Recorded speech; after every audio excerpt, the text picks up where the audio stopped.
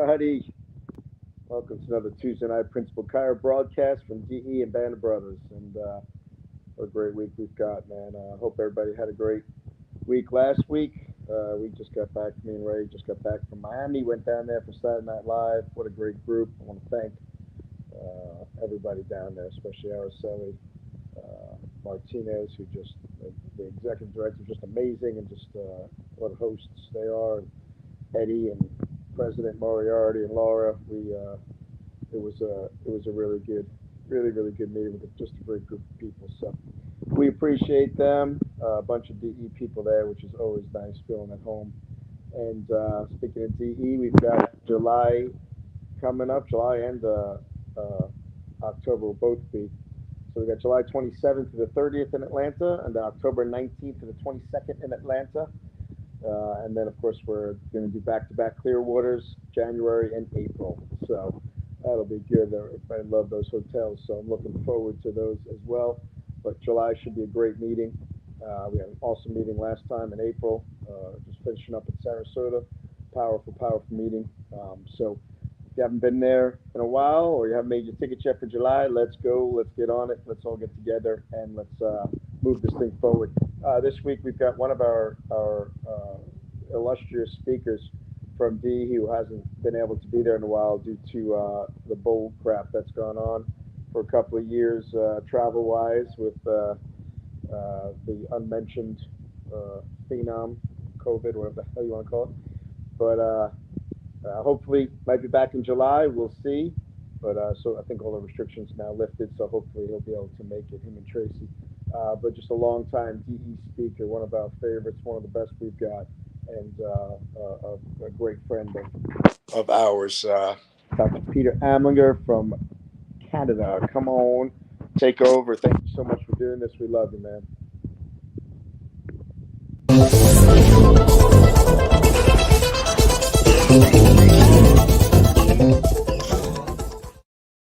Well, thank you, Brian, for that introduction. And we've actually moved, and I think I've spoken to the group since we have moved.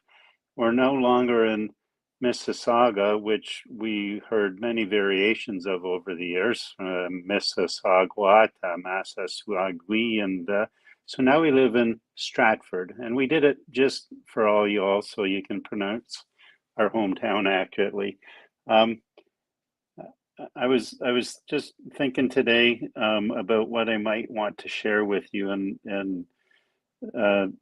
we were getting ready to go out. We always go out for supper on Tuesday nights. I have office in the morning, then I train Taekwondo in the afternoon, get home, and we go out for a supper date. And Tracy's like, "Who you texting?" I'm like, "My talk's coming." And I was trying to get some thoughts down on my phone.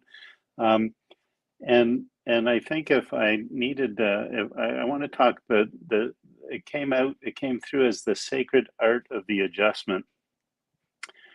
But I think I would like to change the title to the sacred art of living. And I'm going to start in a bit of strange spot to jump in on this, but it's where God told me to start, so that's where I'm gonna. And so today at Taekwondo, for an hour and a half, I practiced one strike kills. and I'm being absolutely serious that we were practicing techniques where with one strike about the somewhere on the head or about the neck, you can literally kill a person with one strike, even with a fingertip strike if you wish. And and I'm training today with 2 7th dans and a 5th dan, with many years of experience. And so it was like they've practiced, and one of them used to train the armed forces and whatnot. So he talked about how they used to just condition their contact points. And in Taekwondo, there's multiple contact points about the hand or foot, just as there's multiple contact points about our chiropractic hand. And I love the paradox of training Taekwondo, particularly when we get into self-defense moves or some of these strikes I was practicing today, because a lot of them aren't unlike adjusting moves, except the intention's different, obviously, and it's just a different line of drive. And so so I like having the yin yang of it as I'm working through it. But the main reason I like training this part of my art form is because it really keeps me in touch with how sacred life is. And it doesn't matter whether, and the fact of the matter is, somebody could come up to me and punch me in the throat and take me out, or punch me in the temple and be the end of me. Um, I could be sitting in my blind, and a tick could bite my ass and give me a disease process that could be the end of me. So we never know when the end of this life is going to be. Um, uh, and and what I do know is that with that truth, many people are trying to run from it instead of just embracing what they've got and doing what they're supposed to be doing in the time that they've been given. And so, as I think about that, and I think about the sacredness of life and the purpose of life, um, it's interesting to me because based on my belief systems, I know where I'm going when I leave this form, and it's a better place than the earth. And so knowing that, it begs the question: if God loves me as much as He loves me, why the hell is He keeping me here? He's got a better spot for me up in heaven, and I know that. And in my heart of hearts, I know that's true. And so, as I sit and I contemplate that, the only answer can be is that He needs me here. If you're here, He needs you here. And He needs you here until the time that you're no longer here. And so I think that if we moved forward in our lives after the call tonight, just knowing that the very fact that we're here and alive and breathing means that we're still required, and our mission, our divine purpose has not yet been fulfilled. And so we better be working on it. And the main work we have to do, in my opinion, I believe we are all loved into existence with the divine purpose tattooed on our soul. You've heard me say it before. And I believe that that purpose is similar to all of us, and that is to become an original expression of an infinite principle that we call life. So life can run through us and use us the way God has planned to use us when He loved us into existence. So God wants us to be an original, not a copy, not a fake. Doesn't want us to be anyone else. He just wants us to be ourselves. You've probably heard Brian say many times. He's probably said it. I think I only said it once, but Brian often says it, and I love him for it. He says, the thing I got the biggest thing I got out of DE is I found a tribe where people were okay with Pete Amlinger just being the best version of Pete Amlinger that I can be. And that's really what it's about. So when we think about some of these things, the sacredness of life and the uncertainty, but the definiteness of life. So the uncertainty is we don't know how long we have. The definite truth is we don't know when death is going to happen, but it's going to happen. And so when we think of that, I think it should inspire us to move through life in a very sacred manner. And that's where the sacred act of adjusting originates from, or the sacred act of living. I think we should move through our day just focused on intending, focusing on the act of intending. And so we want to put an intention into everything that we do, whether it's me training at Taekwondo, me adjusting my people today, checking and adjusting. I have my future associate in shadowing me, doing some training. And we had a couple of really neat cases where people came in with some significant stories their bodies were telling, and one of them had been to the emergency and whatnot. And in both instances, they were in the lower parts of their bodies, the lower half of their bodies. and we listened to their story, and then we just ran my protocol, and we checked them, and we adjusted the um, right atlas of one of them and the left atlas of the other, and they both got off the table after they cleared the adjustment with a phenomenal change in their tone and their physiology. And it was just a beautiful moment in many respects, with Danica there observing it and observing the protocol in action, and just the relief, the gratitude coming out of the patients for the change they felt in their being, because we found where life was being shut down in their body and we turned it back up. And so um, I want you to think about, as you go forward, I want you to listen to everybody's story with intent, because it's their life they're telling you about. No matter, I don't care if it's a hangnail or if it's a bleeding ulcer, listen with intent and be engaged in it. And then lay them down and check them with intention and presence and certainty, and clear them out, and then just step back and watch the magic happen. And as I was thinking about this, I was thinking about how intentional the natives were in their lives. And so if a native was going to go out and build a bow and arrow, or build a bow, or make some arrows even, they would go out and they would get quiet. First of all, they would sit and they would pray and they would get quiet, and then they would wander about the forest, and they would, if they found a grove of trees, they would slow down and they would look and they would pray over each of the trees, asking if it was willing to give up its life for them to protect and or feed their families. And they would go through and very meticulously, and it would take hours for them just to select the piece of wood they were going to use to make the bow or make the arrow.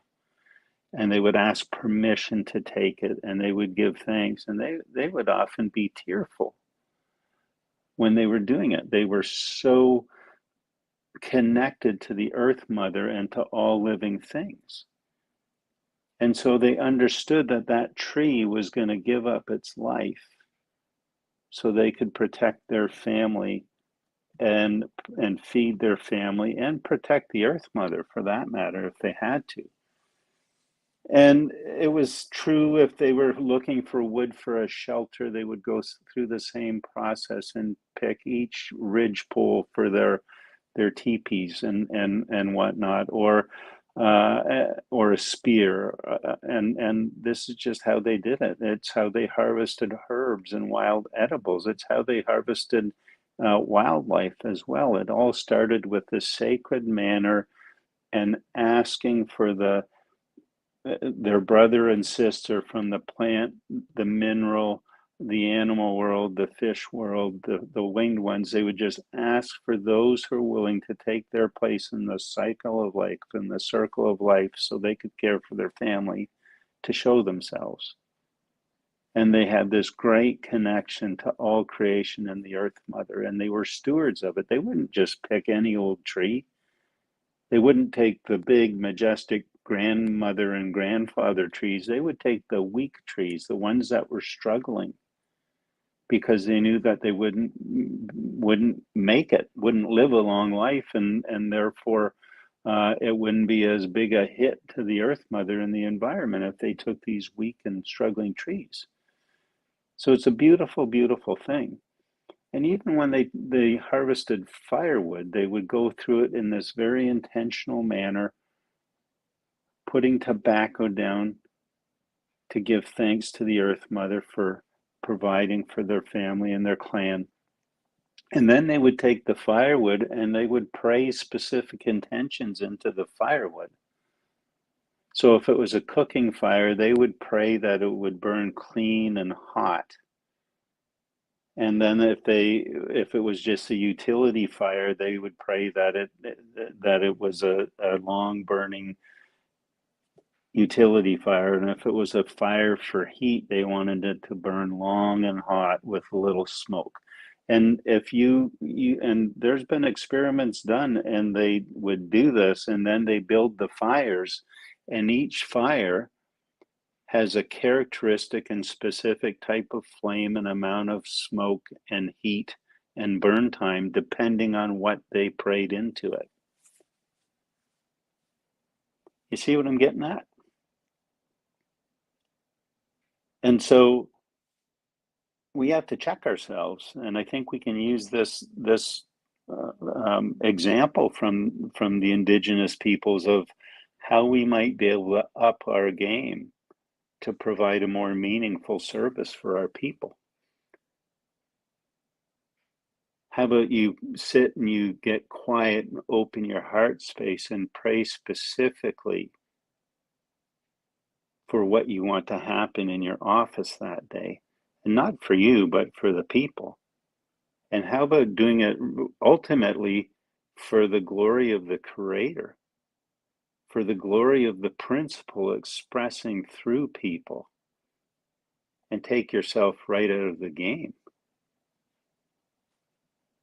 right? Why don't you pray for results that are so big you couldn't humanly do it?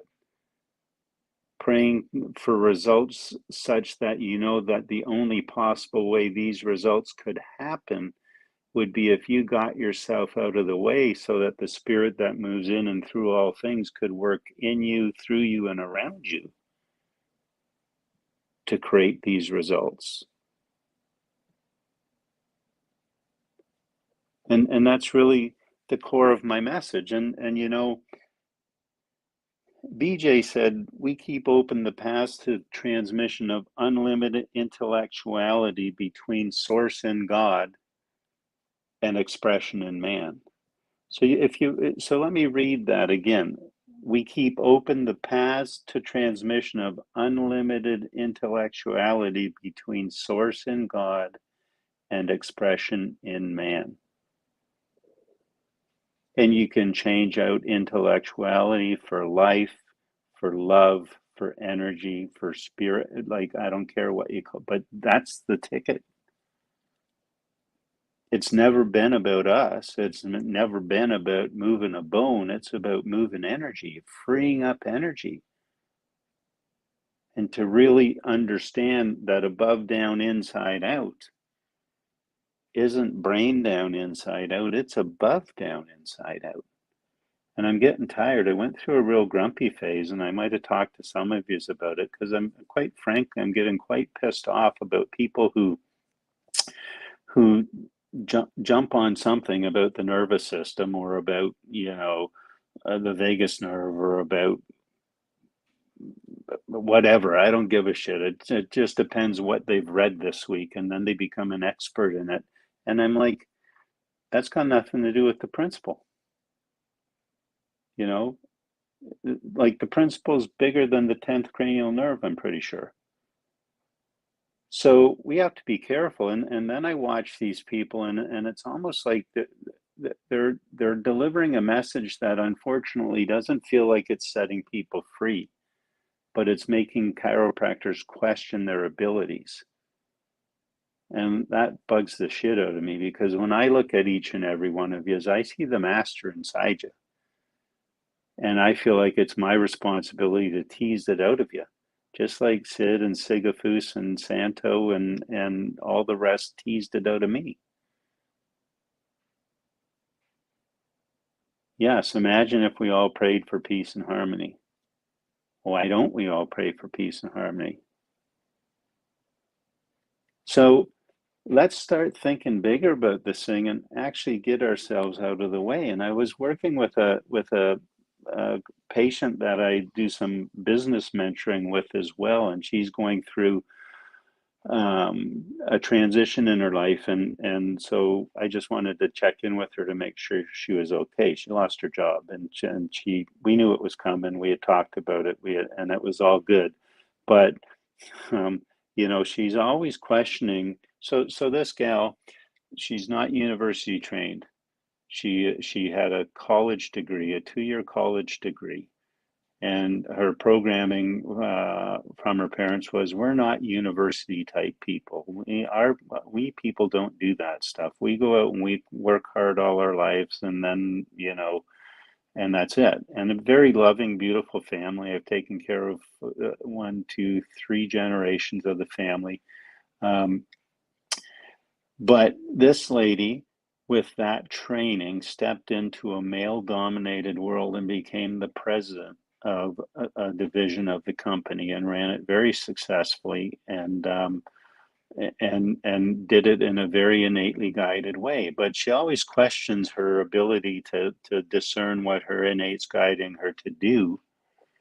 And in her what's next story, she's like, "Oh, I thought I might take a certification, become a coach through Mind Valley or something." I'm like, you don't need a certification. You've got 40 years of experience in the business world doing and achieving what very few women have achieved, while raising a beautiful family. So why don't you just teach them how to do what you did without the frickin' certification and whatnot? And I really hope that she does it, because what these people don't need is more book knowledge. They need more of how to discern what their heart's telling them to do, what innate's guiding them to do, and then to be obedient. So during our conversation, I said this: I got a news flash for you, Kath. She said, "What's that?" I said, "If you want to live an innately guided life, control is not on the menu." And then I said, "Just a minute, that's really good. I got to write that down." And I did. She goes, "I'm going to write it down too." So let me say that again. If you want, and everyone talks to me, Amlinger, you're so innately guided. And I like to, I'm working at it. I'm a work in process, right? And we all are. And if you see me as being innately guided, you're seeing a part of yourself that you just haven't appreciated yet.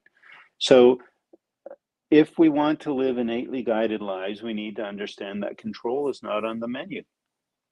Dependence is on the menu.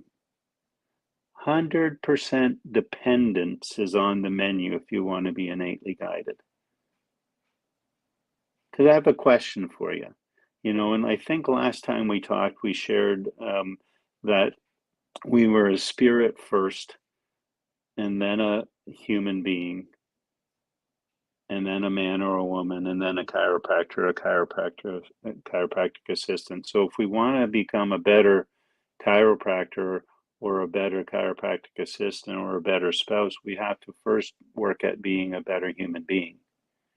And as we do that, we'll become a better man or a woman, and then we'll be a better chiropractor or a chiropractic assistant or whatever our calling is. And we went on to talk, I think I've shared it with some groups, that we need to understand that we are first a spirit. When God loved us into existence, we were spirit first, 100% spirit. And our physical body is an expression of that spirit. And our mind is an expression of that spirit. And our personality is an expression of that spirit. And so just pausing and considering that, it becomes apparent that we must be innately guided beings, or we wouldn't be here. To some degree, we must be, right? And you can't separate any of them. If so it's not that we are spirit, mind, and body. We are spirit, mind, body. And that's our expression. That's the expression of the principle that we're supposed to master, if you will.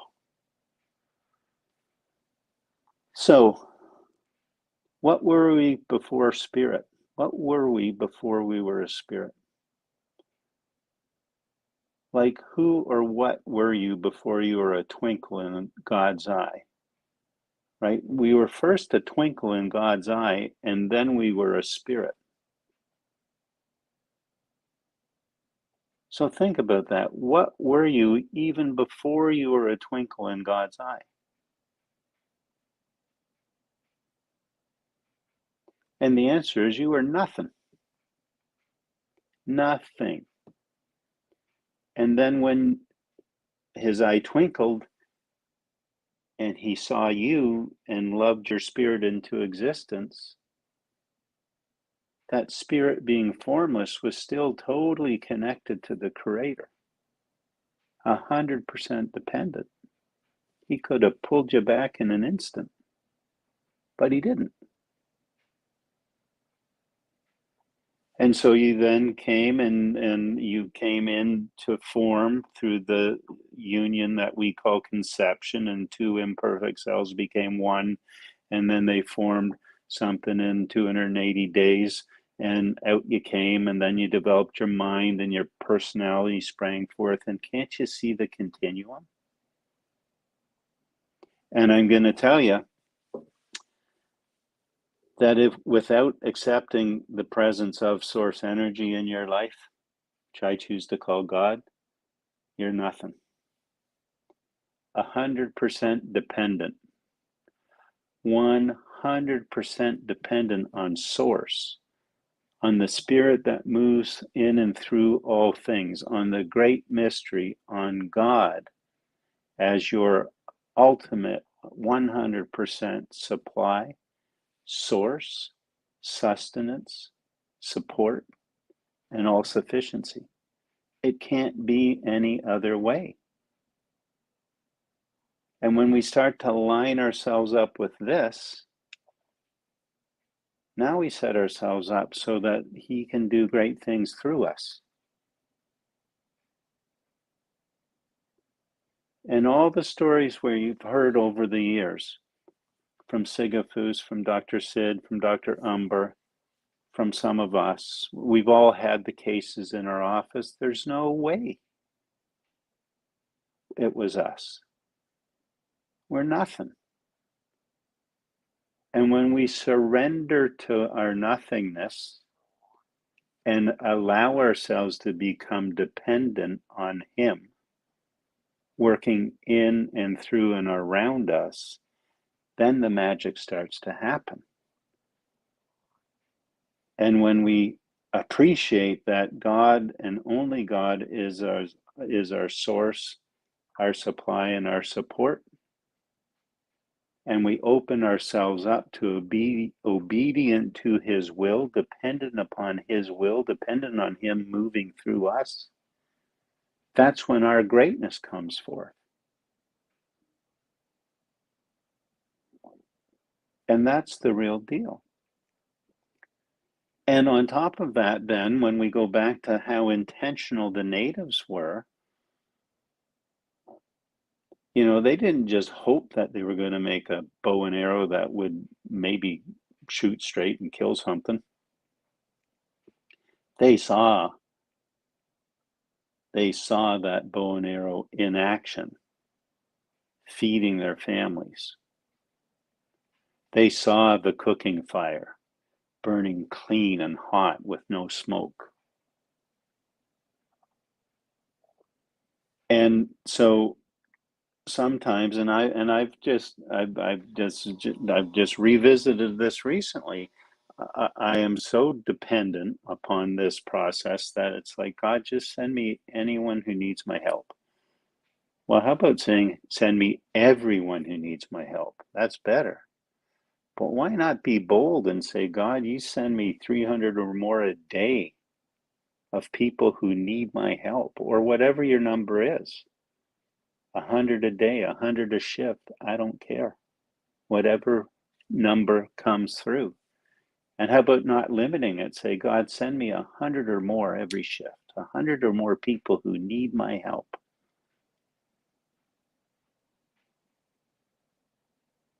And use me as an instrument of your healing power. See, healing can only happen from above down, inside out, and not from above down, inside out, from above down, inside out. But he happens to use vessels for healing. I remember a story back in the day of a little boy who was sick and dying of cancer. And he drew a picture of all these pine trees.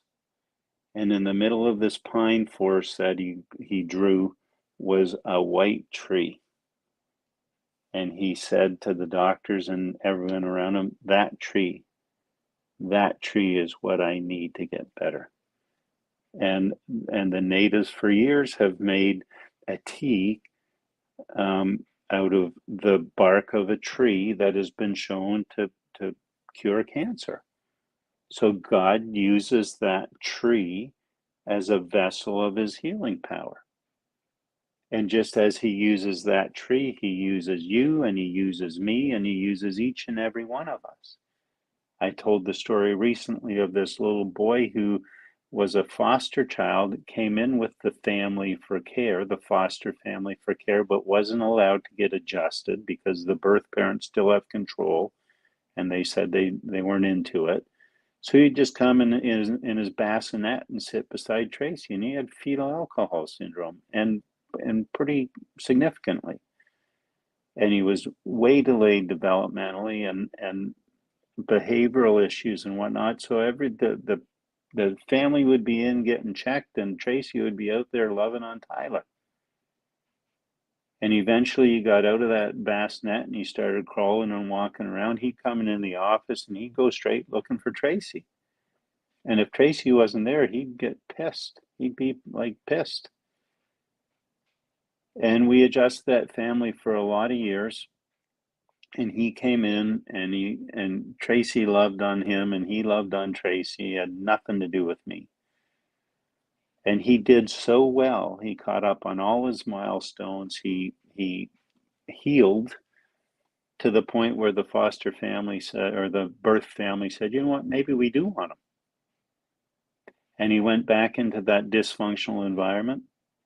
And it was so bad that he regressed. And so they said, no, we don't want him. And he ended up back in the foster family's home, and they ended up adopting him. And once he was adopted, they brought him in as a 16-year-old, and he came in to thank Tracy and me. But Tracy healed that boy. God healed that boy through Tracy. His love and healing power moved through Tracy to heal that boy. And God uses our hands as instruments of his healing power, and our hearts and our tongues. And we've all been blessed with the gift of healing. It's a spiritual gift. You can't deny it. And I know we don't do the healing. I'm telling you how it works.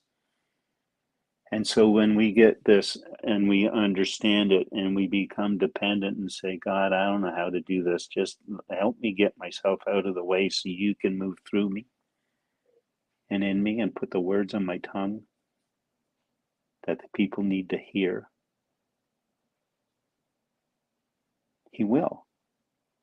And you can then get specific in your asks and say, God, I want to glorify this principle by serving 150 people a shift, 200 people a shift, 75 people a shift, 500 people a week. I don't care. Whatever number makes your heart sing.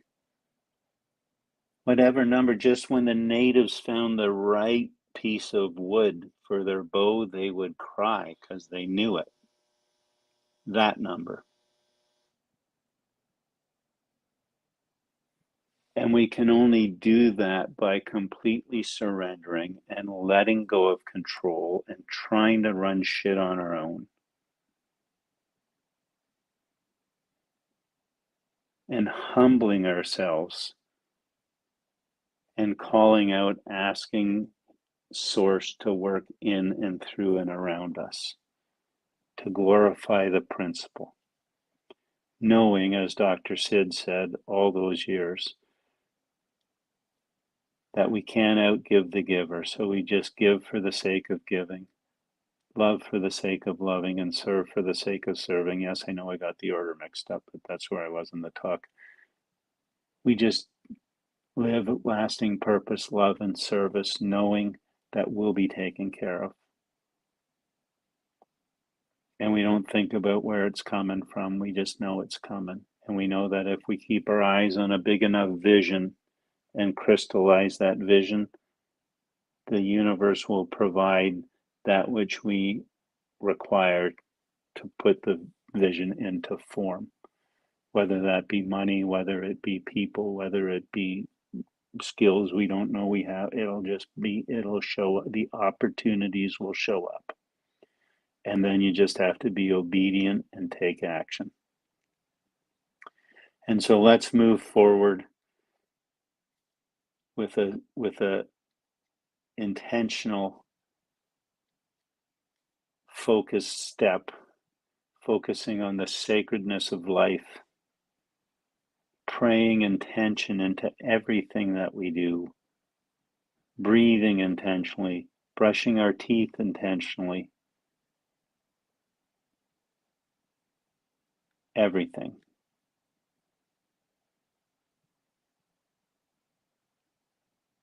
And see what happens. But let's just set out and do it. And let's pray for peace and harmony and healing in the world. Let's pray for people becoming reconnected to the unlimited intellectuality between its source and God and its expression in them.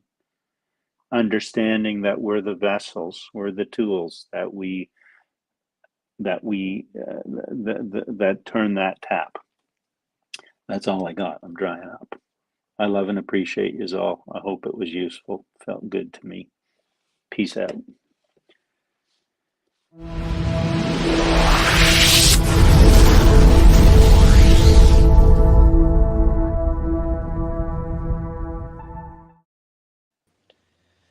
Well, hello there. Thank you, sir. My pleasure. It's great to hear from you, as always, man. Thank you. I will intentionally tell you how much I love you and miss you. Miss you. That was Rachel. Miss you. Miss feet. And look forward to seeing you and hugging on you soon in the in what, the third dimension, right? Yes. I will hold that vision, and I love you guys too, and I miss you as well. Your Trace a hug too, and everybody else. will. Have a great week. We love you, and enjoy your time, enjoy your practice, enjoy your school, enjoy whatever you're doing, and live intentionally. And until next week, we love you guys. Love you all. Have a great night. Bye.